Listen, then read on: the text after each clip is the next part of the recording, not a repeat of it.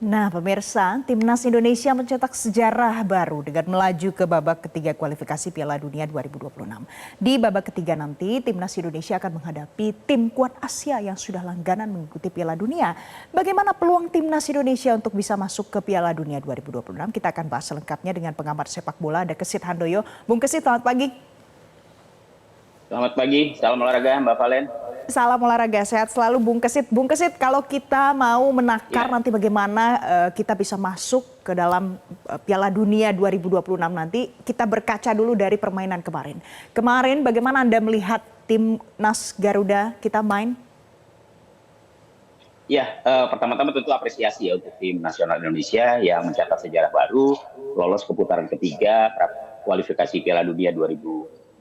Ini catatan yang menurut saya memang sangat luar biasa ya. Kita menjadi satu-satunya atau Indonesia menjadi negara satu-satunya dari Asia Tenggara yang masuk dalam putaran ketiga yang akan diikuti oleh 18 tim di Asia.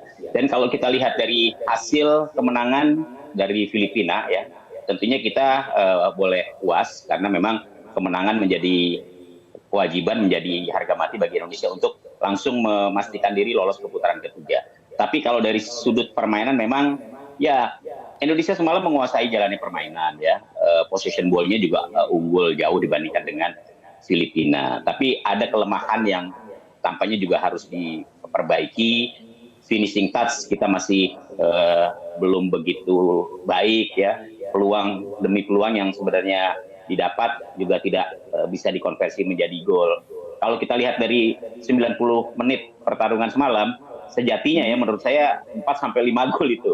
Tapi ya itulah sepak bola, itulah permainan. Ternyata memang finishing touch kita, penyerang-penyerang kita masih perlu lagi untuk meningkatkan kualitas permainannya, meningkatkan kualitas kemampuannya supaya tidak menyanyiakan peluang lagi. Kerjasama Oke. antar tim, antar lini sudah berjalan cukup bagus, walaupun memang kadang kita masih melihat ada kesalahan-kesalahan kecil yang dilakukan oleh pemain-pemain Indonesia.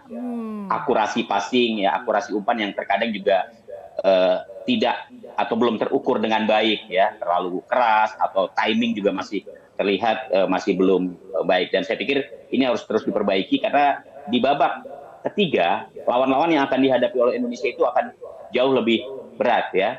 Ada Baik. negara-negara yang selama ini menjadi langganan Piala Dunia, Jepang, Oh, Korea Selatan, Saudi Arabia, Iran ya, Irak. Bukan tidak mungkin kita bisa ketemu lagi dengan Irak, begitu. oke. Jadi nanti di depan lawannya juga semakin berat, tapi Anda juga punya catatan yang Ya. harus diperbaiki timnas Indonesia supaya bisa lebih baik lagi. Menurut Anda dalam kurun waktu yang singkat ini, bagaimana cara memperbaikinya supaya timnas Indonesia performanya jadi jauh lebih baik?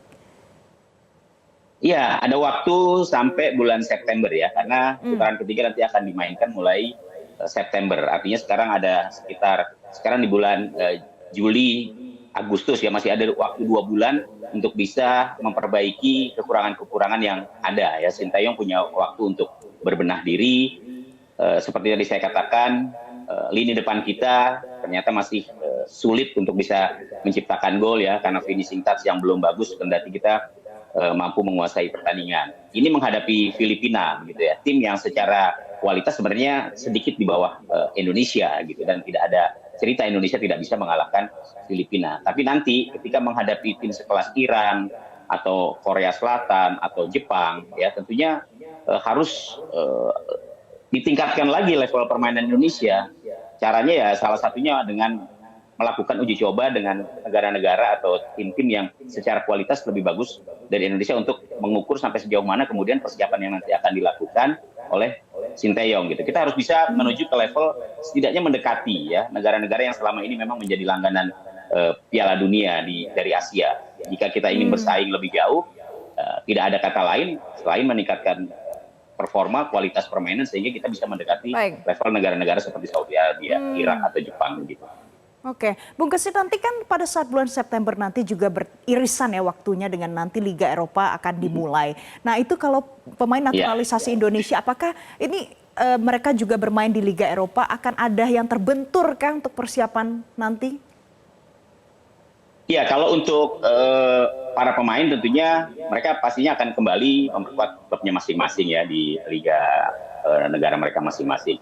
Ketika ada pertandingan match day atau pertandingan FIFA Matchday yang dilakukan oleh masing-masing negara, tentunya para pemain ini diharapkan akan bisa berkumpul gitu. Jangan lagi kemudian ada pemain yang sebenarnya sangat diharapkan kehadirannya, tapi tidak dapat memenuhi permintaan tim nasional untuk melakukan uji coba atau untuk memperkuat tim nasional.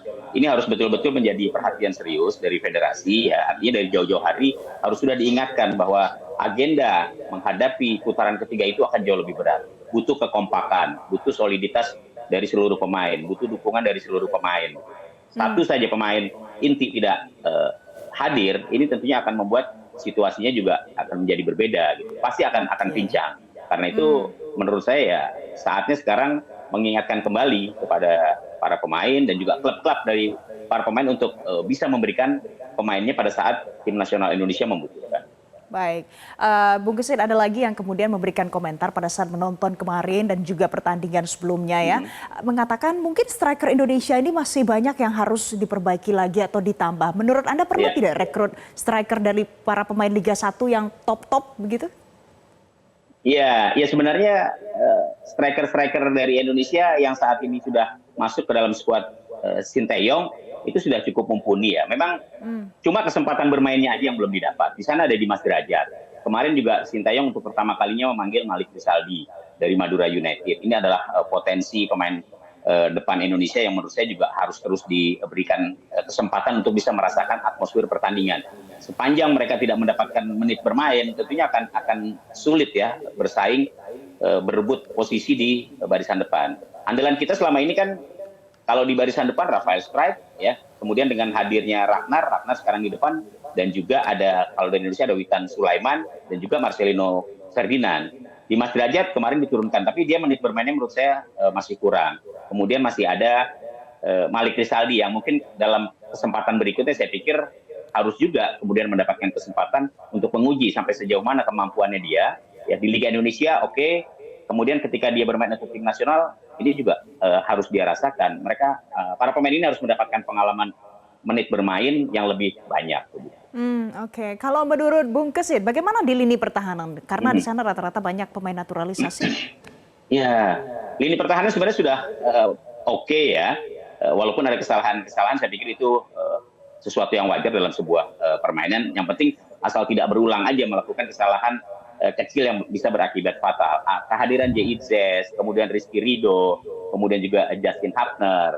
Syukur-syukur kalau Elkan Baget kembali hadir ke tim nasional. Saya pikir lini pertahanan Indonesia akan solid ya. Saat ini dengan kehadiran J.I.Z ini betul-betul sudah memberikan satu tambahan kekuatan di lini pertahanan Indonesia. Masih ada Jordi Amat. Jadi saya pikir kalau untuk lini pertahanan Indonesia cukup mumpuni, tinggal memberikan rasa percaya diri aja kepada mereka. Salah satunya ya lebih sering bertemu dengan tim-tim yang secara kualitas di atas Indonesia levelnya, sehingga mereka akan semakin teruji. Oke, kalau tim mumpuni yang penting bisa bermain dengan tim yang levelnya satu kelas di atas Indonesia begitu ya Bung Kesit. Tapi Bung Kesit nanti kalau masuk ke babak ini, kita kan pernah menghadapi Argentina ya, itu sangat bagus sekali buat pengalaman bertanding tim nasional Indonesia. Oke, nanti kalau masuk di babak selanjutnya, bagaimana prediksinya? Sejauh apa Indonesia bisa melangkah nanti, Bung Kesit? Ya, ini kan proses ya, Mbak Valen. Artinya tadi saya katakan bahwa Indonesia kalau ingin bersaing lebih jauh di babak ketiga, maka levelnya harus paling tidak mendekati tim-tim seperti Jepang, Australia, Korea Selatan atau Saudi Arabia atau Irak atau Iran ya. Nah, proses ini kan harus terus berlanjut gitu sambil memperbaiki kualitas dan kemudian perekrutan pemain-pemain yang memang punya kemampuan untuk masuk di tim nasional. Menurut saya yang paling penting pada saat ini adalah bagaimana kemudian mengoptimalkan ya kemampuan para pemain untuk menuju putaran ketiga. Kita tidak atau jangan terlalu berharap banyak dulu karena tim-tim yang akan dihadapi itu pasti lebih berat dari putaran kedua. Tapi peluang pasti ada. Kesempatan itu pasti akan terbuka ya. Ada 18 tim, nanti juara dan runner up lolos langsung ke Piala Dunia. Kalau Indonesia katakanlah tidak berhasil di putaran ketiga tapi bisa menempati peringkat ketiga atau peringkat keempat di grup, itu juga masih ada kesempatan untuk bertanding di putaran keempat. Katakanlah di putaran keempat Indonesia tidak mampu juga lolos ya, masih ada kesempatan untuk bisa playoff kalau menempati posisi runner up.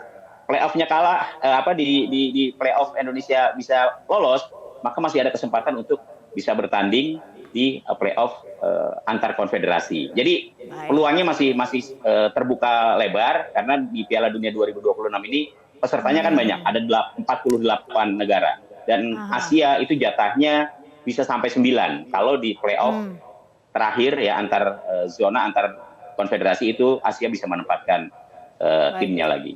Begitu. Baik, jadi walaupun nanti bertemu dengan yang tim yang sudah lebih hebat lagi daripada kita, tapi peluang dan kesempatan masih terbuka. Bung Kesi, terima kasih sudah bergabung bersama kami pagi hari ini.